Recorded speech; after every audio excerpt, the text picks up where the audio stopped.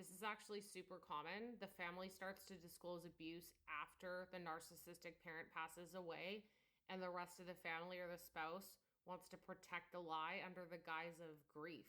People often wait or even start remembering after the abuser is gone because they can't come to your door, smear you, or twist the story anymore. Your body knows that the threat is gone, and when your body believes that there's more safety, that's when the truth tends to surface.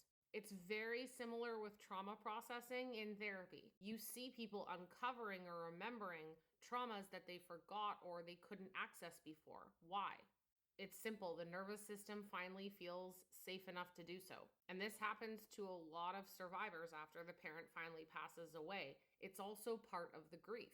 The nervous system says, you can tell the truth now. It's finally safe to grieve what really happened to you. It might even be the first time in your whole life that you've been able to say, this was abuse, and mean it. But here's where it gets tricky. The surviving spouse, like this commenter or even other family, don't support these revelations, so they flip your truth-telling into cruelty. You might hear things like, how could you say something so horrible? That's a lie. They just passed away. What's wrong with you? Don't you know that your mother or father is a grieving widow?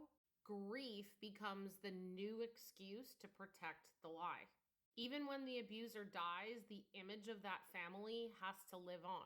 So everyone rallies around that image, just like the flying monkeys rally around the abuser instead of the truth.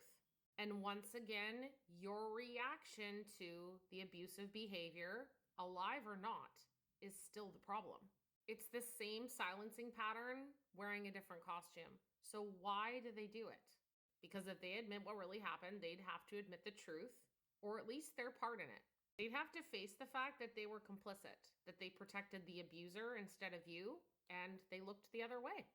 That's pretty uncomfortable, and most enablers are primarily concerned about their comfort first. And if they're more narcissistic, add in a sense of entitlement, a lack of empathy, and a fear of accountability, yikes. So they all double down in denial even harder than before sometimes. This is why we don't see cycles simply breaking when the abuser dies. The torch is passed on, and that illusion, generational trauma, lives on. So if you find yourself finally remembering the trauma or abuse or speaking up after the parent passes away, you didn't imagine it, you're not cruel, your body just finally feels safe enough to tell the truth.